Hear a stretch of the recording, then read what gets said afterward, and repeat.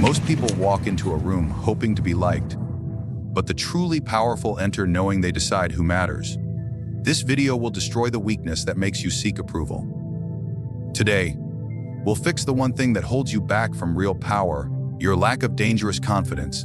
Confidence is not some rare gift handed down by fortune or fate. It is not a trait bestowed by luck or rooted in childhood praise. It is a weapon forged deliberately, like steel shaped under fire. The man who walks into a room and commands attention is not necessarily the most intelligent, the most skilled, or even the most capable. He is often simply the most convincing. He has learned the art of appearing confident until others believe in it more than he does himself. That appearance, that perception of power, is everything. It is the beginning of true dominance. When the world sees a man who believes in himself, they do not ask for proof, they follow.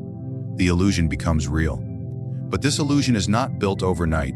It requires construction, and it begins by reshaping how you present yourself to the world. The shoulders are pulled back, not because they are strong, but because they must look strong. The gaze is steady, not because there is no fear, but because fear has been locked behind the eyes like a prisoner with no voice. The voice is slowed down, calm, firm, deliberate. A man who speaks slowly is a man who expects to be heard. Speed is for the desperate. Slowness is for kings. The body obeys the will. The will obeys the image. And that image, the image of someone who cannot be shaken, is more powerful than reality itself. If you appear confident, people will test you less. They will hesitate before crossing you. They will give you the benefit of the doubt, not because they are kind, but because they are cautious. This hesitation is your opening. The perception of power, once planted, begins to grow in the minds of others like a creeping vine. It wraps around their thoughts. It limits their resistance. It elevates your presence before you even speak. This is why the foolish advice of "just be yourself" is a lie. Being yourself means very little when your self has been shaped by weakness, doubt, and social conditioning. Confidence is not about being raw. It is about being refined. It is an act, yes, but it is an act that becomes you.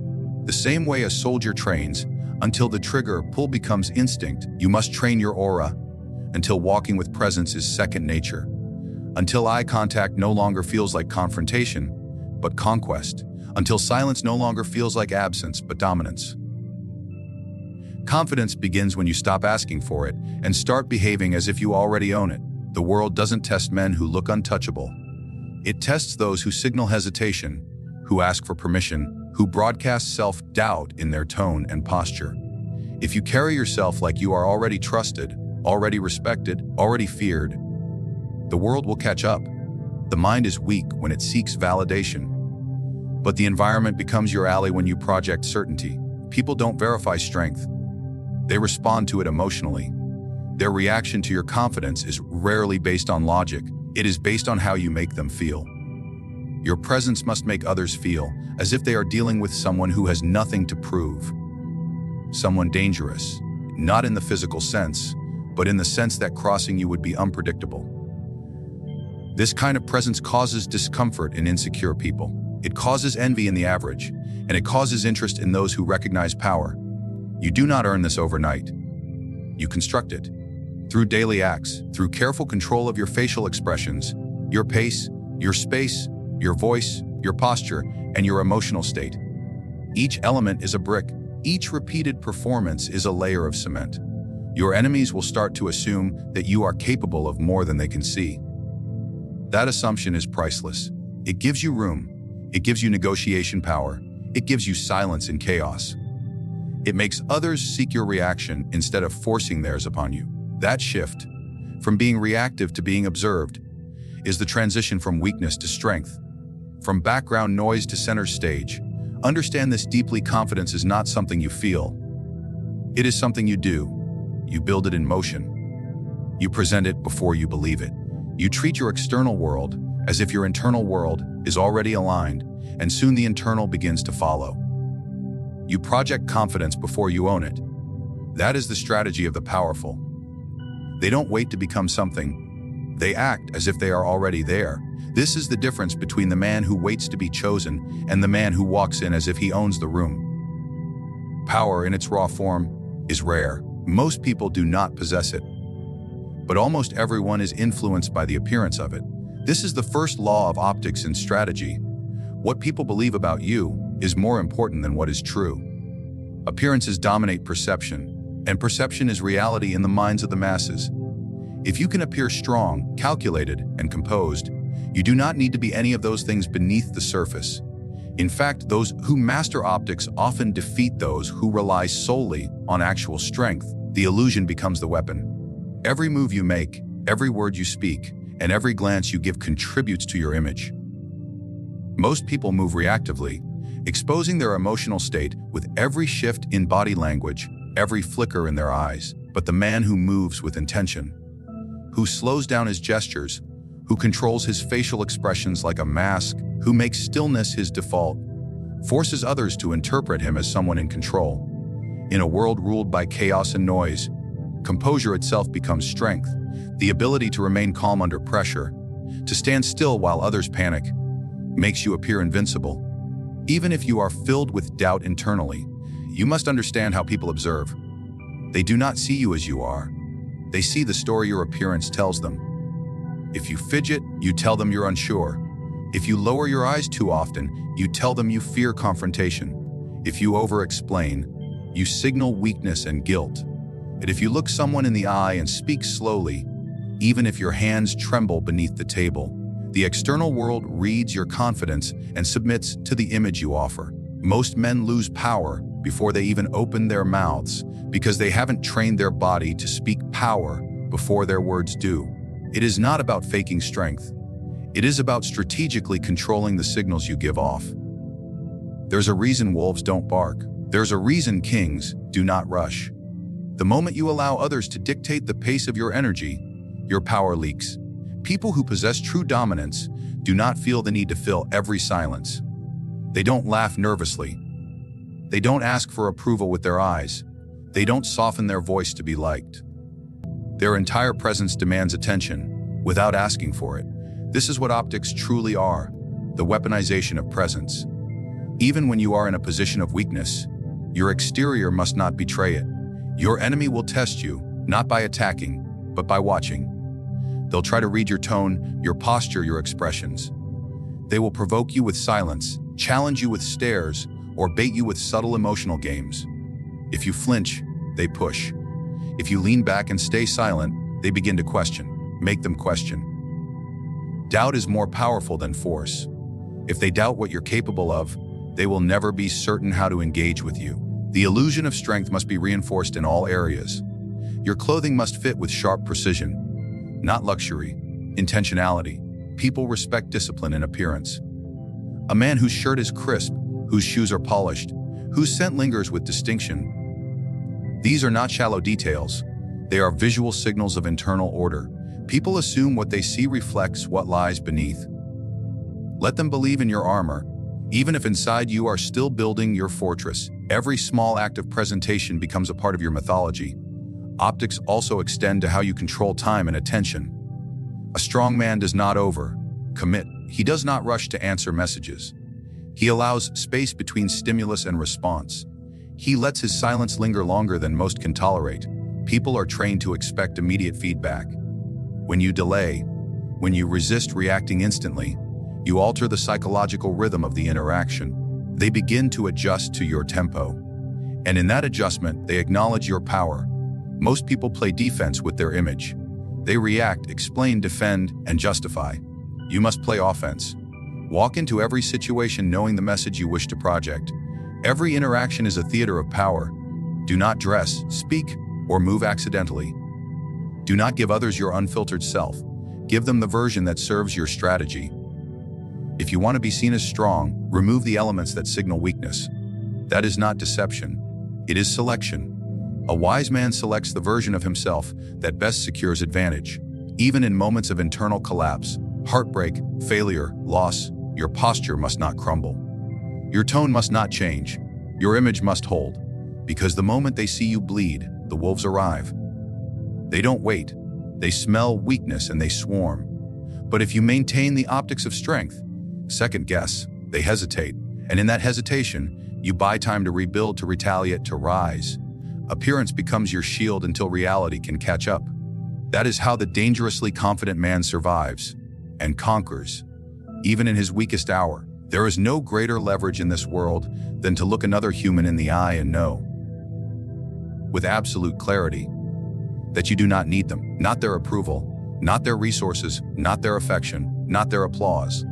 Most men live in quiet desperation, chained to the opinions of others, shackled by invisible contracts of dependency. They obey to be accepted, compromise to be liked, and dilute their truth to avoid isolation. And in doing so, they trade their power for comfort. But comfort does not create greatness. Dependence does not breed dominance. The man who truly possesses dangerous confidence is the one who has severed the psychological umbilical cord that ties him to the validation of the world. To train yourself to need no one, you must begin by recognizing where your dependencies lie. They are subtle. They disguise themselves as kindness, as social norms, as romantic ideals. The urge to reply instantly to messages, the anxiety that bubbles when someone withdraws their attention, the compulsive need to explain yourself to be understood. These are not harmless traits. They are symptoms of psychological submission. Each of them is a leash. And the man who is held by even one leash cannot walk with the posture of a ruler. Independence of mind begins with the willingness to be alone. Not alone for a weekend. Alone in thought. Alone in decisions. Alone in responsibility. A man who fears solitude will always seek alliances, not out of strength but out of fear. He will bend his morals for a group, soften his views for a lover, and change his language to avoid exile. But the man who embraces solitude as his natural habitat cannot be bought. He can walk away from anything, and that ability makes him the most dangerous creature in the room. Ruthless confidence is not loud. It does not roar. It doesn't demand attention. It simply exists, immovable, unaffected, untouchable. This level of presence cannot be faked. It comes only when a man has stripped himself of psychological crutches. To get there, you must actively test yourself, withdraw from attention, and observe how uncomfortable you become. Detach from admiration and watch how your mind rebels. This discomfort is the training ground. Get familiar with the silence of being unseen. Learn to enjoy being misunderstood. Let others gossip, twist your words, ignore your worth, and say nothing. The less you react, the more you rise. You must also become the source of everything you seek. If you want respect, give it to yourself in the mirror. If you want praise, set a goal and crush it without applause. If you want peace, create it in your mind and protect it like a kingdom. Waiting for others to supply your needs is a weak man's game. The world respects the one who can generate his own heat in winter, who can feed himself with his own labor, who can rebuild himself without being rescued. That man becomes mythic. That man is remembered, because everyone else is dependent, and dependence is ordinary. To be independent in a world that trains you to be needy is an act of rebellion. Society thrives on your attachment. You are easier to control when you are afraid to be alone. They sell you connection as purpose. They convince you that loneliness is failure. But those who built empires, those who rewrote history, those who altered the fate of nations, they all had to stand apart. Their strength did not come from community. It came from solitude, from withdrawal, from mastery of the self. Their ability to detach allowed them to see clearly, to think sharply, to act decisively. That is the path of the dangerously confident. Emotional detachment is not apathy, it is control. You can feel deeply and still not be ruled by those feelings. You can care about people and still not need them. The difference is discipline. You allow yourself to love, but you do not beg to be loved. You allow yourself to serve, but you do not suffer when unappreciated. This kind of internal freedom cannot be purchased or inherited. It must be earned through sacrifice. The sacrifice of comfort, of convenience, of being liked. This is also why so few ever achieve it. Most will choose comfort over clarity. They will choose the safety of groups, of trends, of soft identities. The man who trains himself to need no one becomes sovereign. His mind becomes a fortress. His presence becomes unshakable. And people are drawn to him not because he seeks them, but because they sense that he does not require their presence to exist. That aura, the aura of a man who can walk away, is what makes others lean in. Self-reliance is not simply financial or physical. It is spiritual, psychological, emotional. It is walking into a room knowing that your center is within you, not scattered across other people's opinions. You do not become this kind of man by accident. You build him through intentional solitude, through brutal self-honesty, through the refusal to give others the power to define your worth. There are 3 silent weapons more powerful than any sword or speech: the weapon of silence, the veil of mystery, and the strike of timed action. These are not tools of the weak. They are the calculated strategies of those who choose to operate above emotion and beneath visibility. The truly confident man does not speak to prove, he does not expose to connect, and he does not act to be seen. His words are rare, his presence uncertain, his movements decisive. He does not live out loud, he dominates in the shadows. Silence is not emptiness. It is force held in reserve. In a world obsessed with noise, silence unnerves people. When you do not respond immediately, others grow uncomfortable. They search your face for clues. They imagine what you're thinking. They fill in the blanks with their own fears, projections, and insecurities. That is the first effect of silence. It activates the mind of your opponent against itself. People expect reactions. They are conditioned for immediate feedback. But when you give them nothing, you deny them the control they seek. You reclaim the power of the interaction by simply withholding response. Those who speak too often betray their intentions.